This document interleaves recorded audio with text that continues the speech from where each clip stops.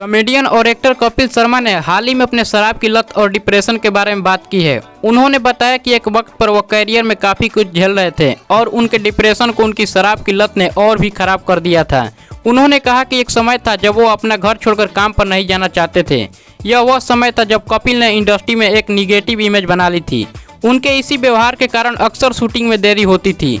कपिल ने स्वीकार किया कि उनके मानसिक स्वास्थ्य के कारण काम में प्रॉब्लम आई, लेकिन कहा कि इससे किसी को बुरा नहीं लगा। उन्होंने याद किया कि शाहरुख खान ने आखिरी समय में उनके साथ एक शूटिंग रद्द करने पर कैसा रिएक्शन दिया था। उन्होंने हिंदी में कहा, जब आप नशे में होते हैं तो आप अस्वस्थ होते हैं, लेकिन जब आप शांत होते हैं तो वास्तविकता आपके सामने आती है।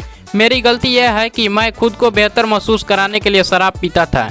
कपिल ने याद किया जब उन्होंने एक कार्यक्रम रद्द कर दिया था जिसके लिए उन्होंने लाखों रुपए का भुगतान किया था, क्योंकि वह इसे करने की स्थिति में नहीं थे। उनसे पूछा गया कि जब उन्होंने इनके साथ ऐसा किया तो क्या फिल्मी हस्तियां नाराज हो गई। कपिल ने कहा, किसी को गुस्सा नहीं आया। मेरे शो का फॉर्मेट ऐसा है कि कोशिश करने पर भी देर नहीं हो सकती। हमें पूरे दिन में कई हिस्सों की शूटिंग करनी होती है, लेकिन हाँ, कई बार ऐसा भी होता है जब मैं आखिरी वक्त पर पीछे हट जाता था, क्योंकि मुझे नहीं लगता था कि मैं इसे कर पाऊंगा। जब शाहरुख खान की शूटिंग रद्द हो गई तो उन्होंने मुझसे 3-4 दिन बाद मुलाकात की। वह उसी स्टूडियो में किसी काम पर आए थे। हो सकता है एक कलाकार के रूप में वह समझ गए हो कि क्या हो रहा है। आखिर वह एक सुपरस्टार है और उन्होंने इंडस्ट्री में सब कुछ देखा है। उन्होंने मुझे अपनी कार में बुलाया, हम 1 घंटे तक बैठे रहे और बात कही।